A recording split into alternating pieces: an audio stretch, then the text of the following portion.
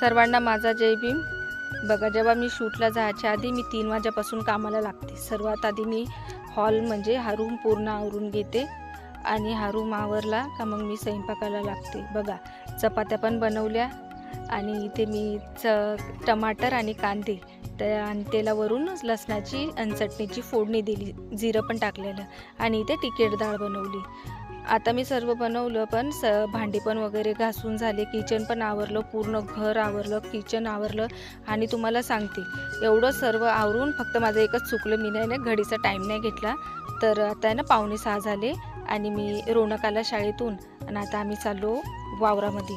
आता तुम्हाला दाखवते की माझ्या घरापासून मी शूट करायला किती दूर जात असते।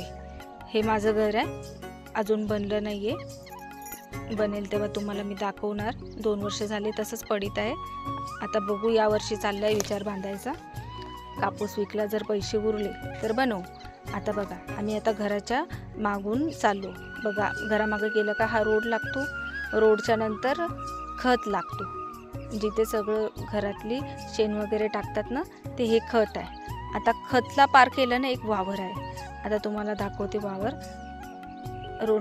रोनकने एक जागा फिक्स करून ठेवली, त्याला माहीत असते का कुठं आपण शूट करायचं, तर रोनक मला तिथे बरोबर त्या जागेवर घेऊन जातो। मी एकटी येत नाही, रोनक माझ्यासोबत असतो। त्याला विचारते, रोनक चलतो का? तो हा म्हटलं तर घेऊन येते, तर त्याने नाही बोललं तर नाही।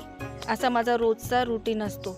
पटापट सर्व कामं आवरते, आंघोळ वगैरे करते, तयारी करते आणि इथे मी शूटला येत असते। रोनक माझ्यासोबत असतो। आणि मग तुम्हाला एक गमतीची गोष्ट सांगू, मी एवढी मेहनत घेत आहे, व्हिडिओ वगैरे काढत आहे, पण माझ्या चॅनलला कोणी सबस्क्राईबच नाही करत आहे। माझ्या चॅनलला सबस्क्राईब करा, लाईक करा, शेअर करा।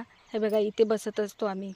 आणि तुम्हाला एक गोष्ट सांगू, मी रोज नवीन नवीन व्हिडिओ टाकत असते, फक्त तुम्ही मला सबस्क्राईब करा।